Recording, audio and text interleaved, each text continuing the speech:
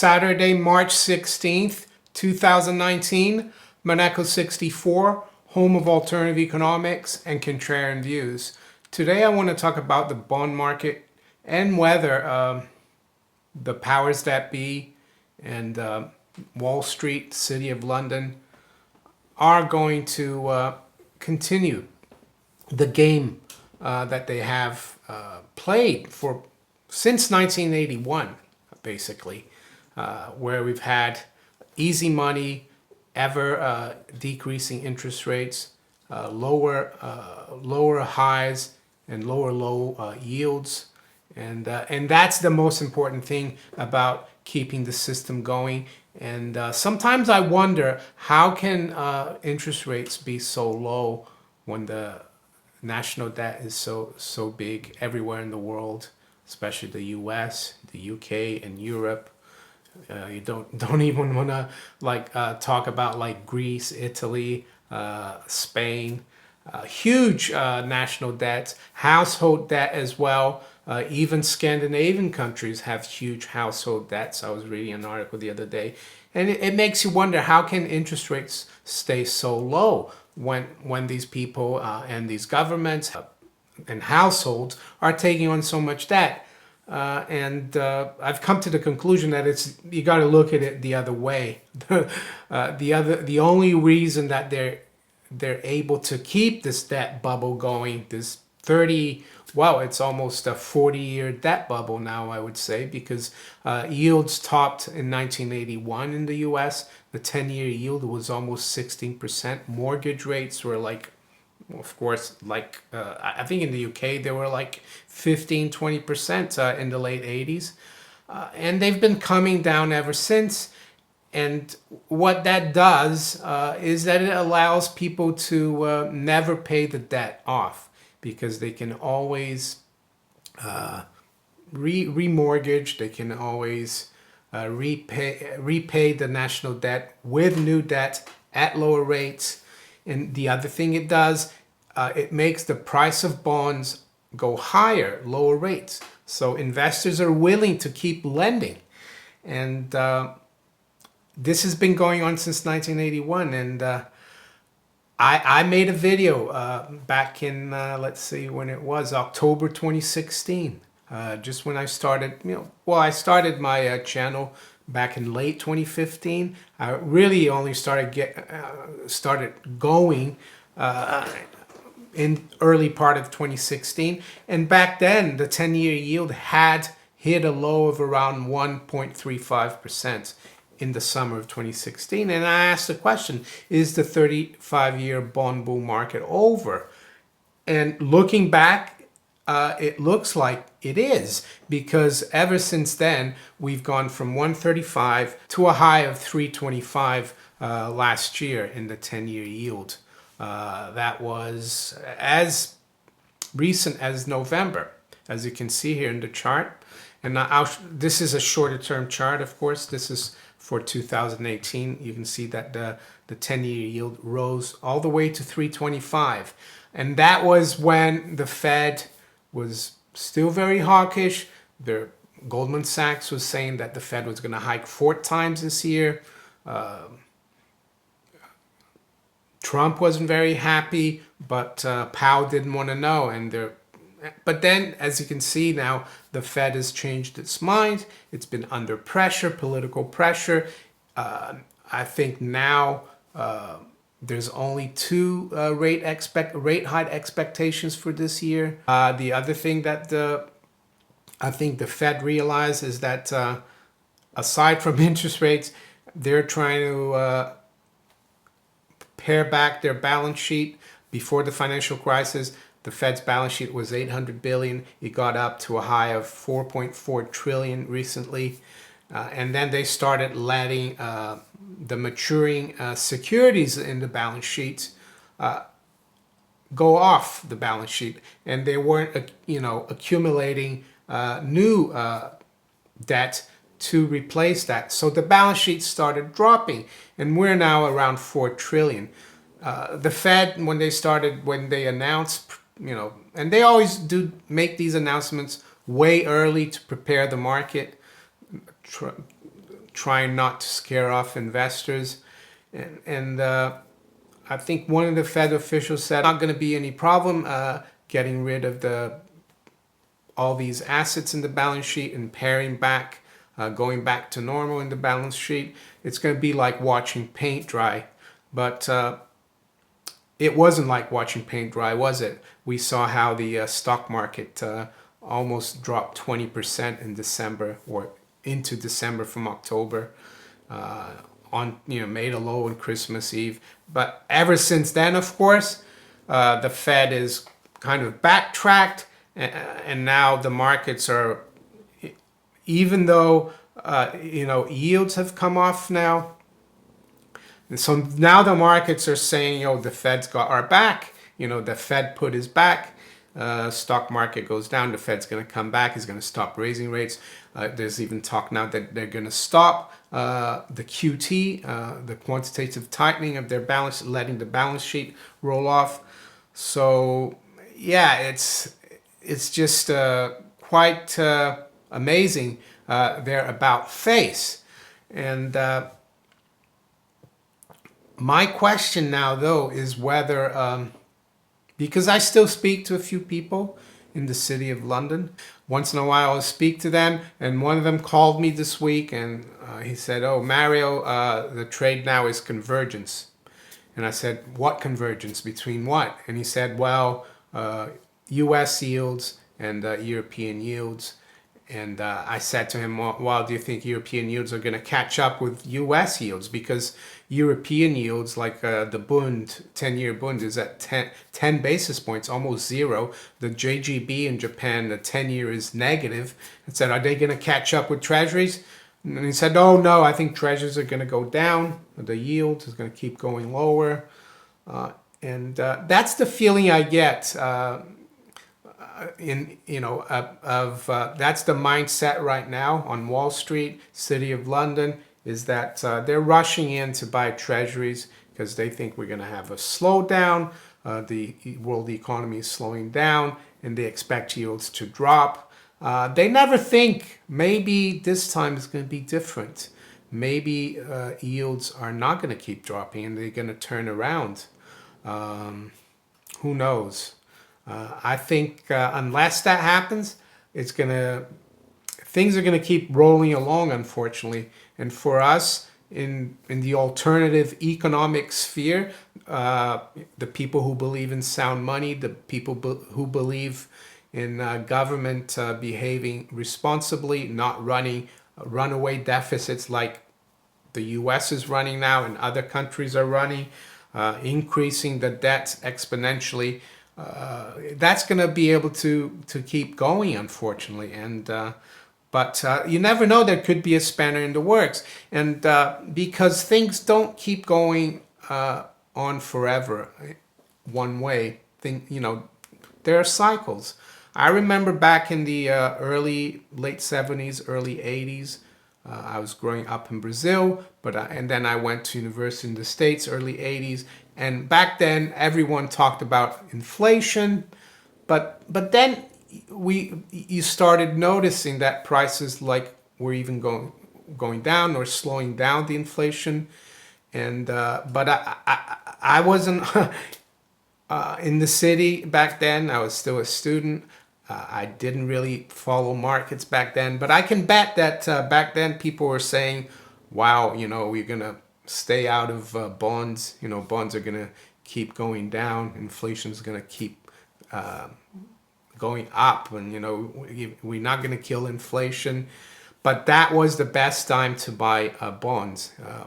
If you bought a 30-year bond back in 1981, you'd be laughing in 2011 because yields dropped from over 16% down to 2-3%. And what that means is that the price goes up. So, and you were earning 15% in a world of 2-3% interest rates. So that was the best time to buy. And the bear market in bonds that ended in 1981 started, I would say, at a year or so after the end of World War 1946, 47, thereabouts. The 10-year yield also bottomed there around the same level as it did in 2016, around 1.5, 1.35, thereabouts. So for, let's see, 36 years or 35 years, yields went up in the States. So it was a horrible time to buy bonds. If you bought bonds after World War II, you didn't do well. And I actually think that looking back at 2016, that could be, you know, if you bought bonds in 2016, especially longer term bonds, and you hold it to maturity, it will be worth, you know, your money will be confiscated, because I think we're going to have a lot of real, you know, rising prices, the inflation, you know, that we had, stagflation we had in the late 60s and 70s. But right now it seems, though, that the professionals, the City of London, Wall Street, they think that this bull market in bonds is going to keep going on forever, because they expect now the 10-year yield to drop even further. So what do you do as of course, I recommend people have precious metals, gold and silver, and I still do.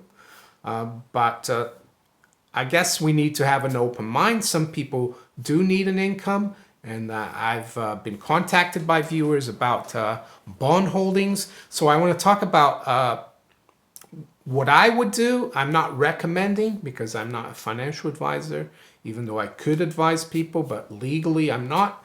So I'm going to tell you what I would do, what I would be doing if I was an investor in the US in the bond market. Well,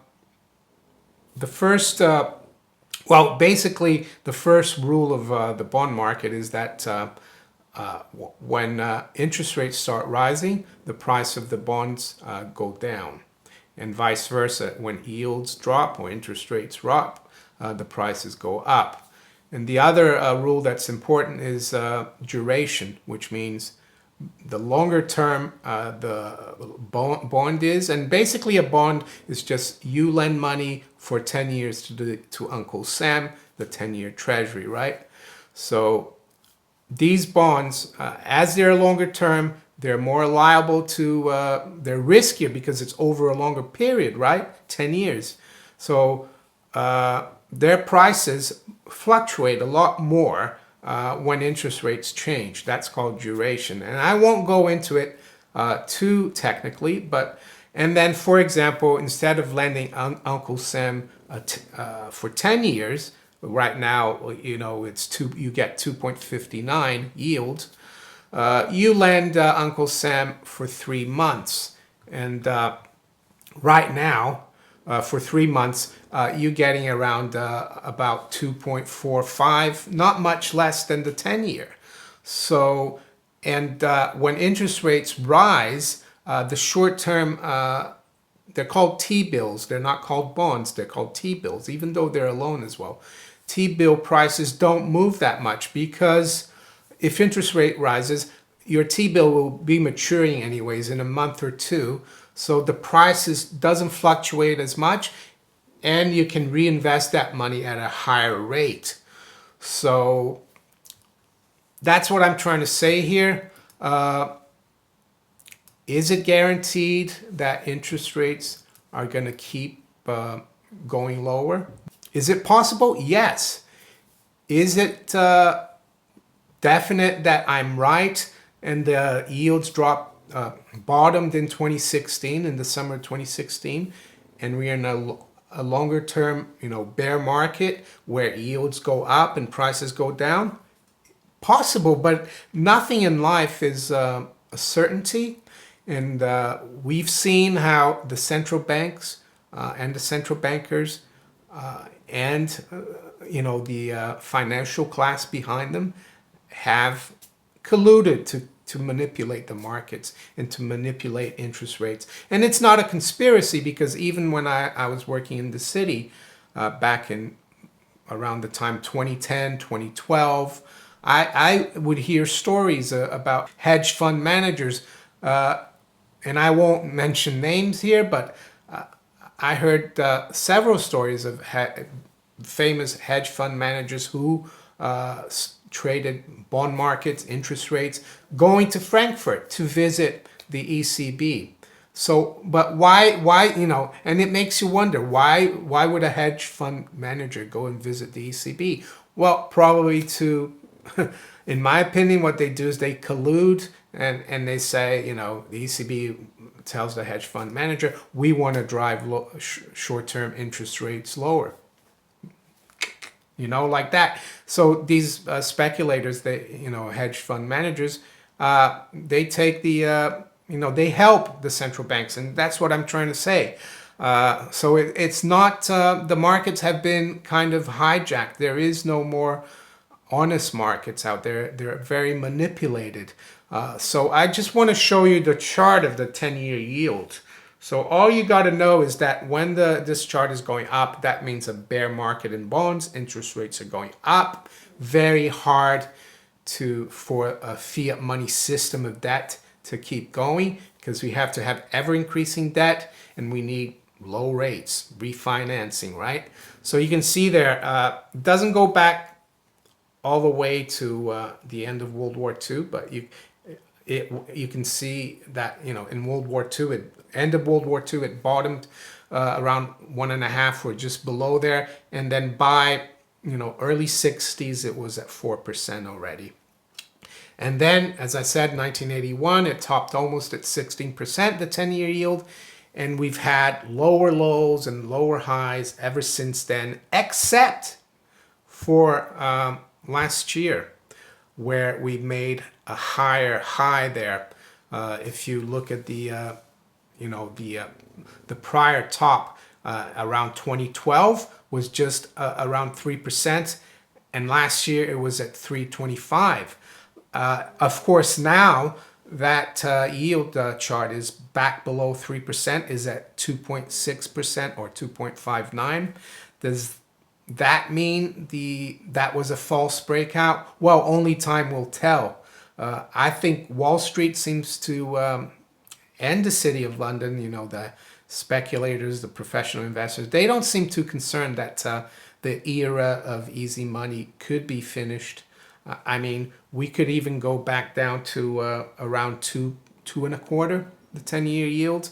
And even if it goes below 2%, but it doesn't drop below that 135 level of the summer of 2016 and then rebounds, it could mean that it could still mean that the bottom is in for interest rates.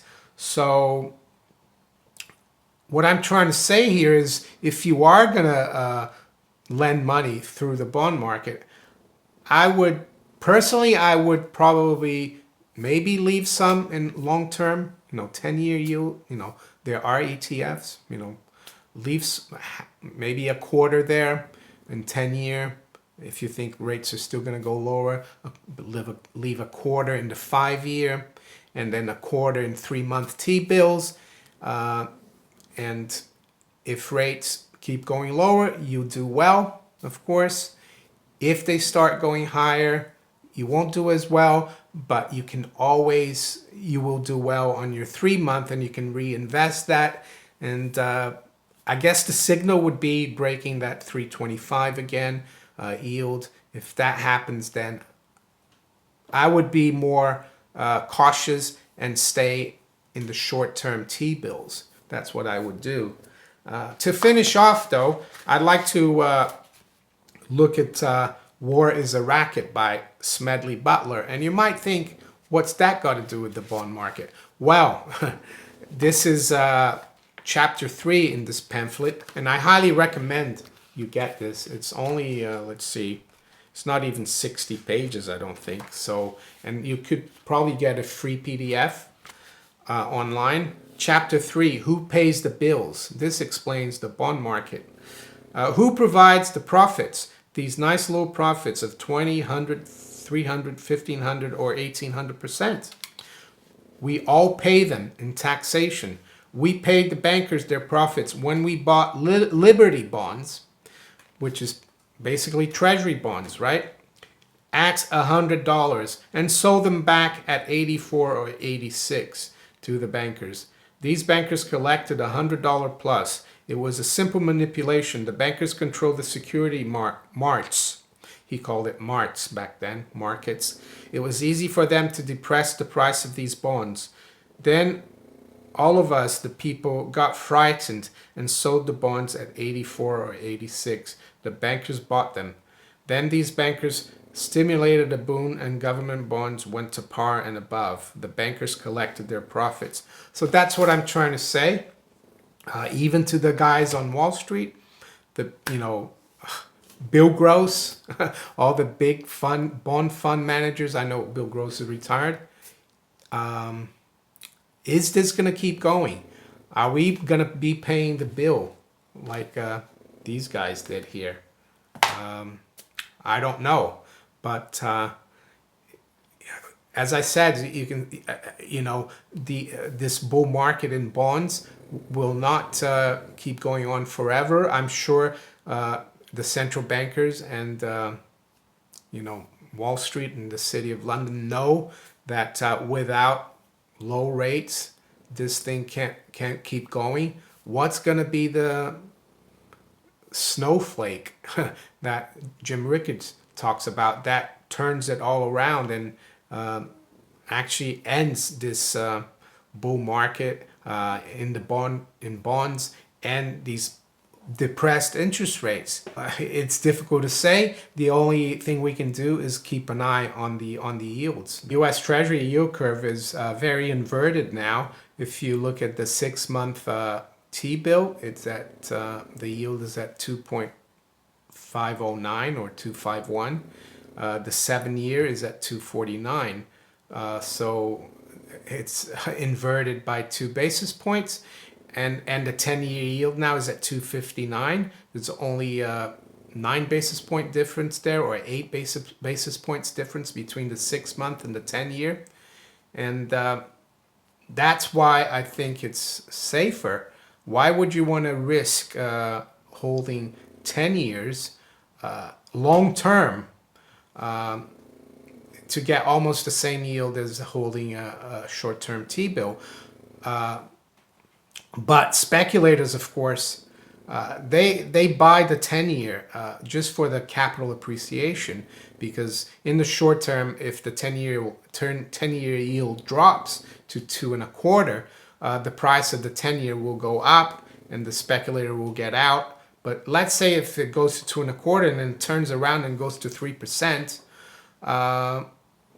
yeah, that won't be too pretty. And that's why I'm saying, what I'm saying is, for longer term investors, for those who are not professional, what I'd be doing, I'd be very cautious about being long the longer end. And why is it pointing to a recession? Well, because when the yield, historically, when the yield curve starts inverting like this, it's a signal of a recession, of a slowdown in the economy.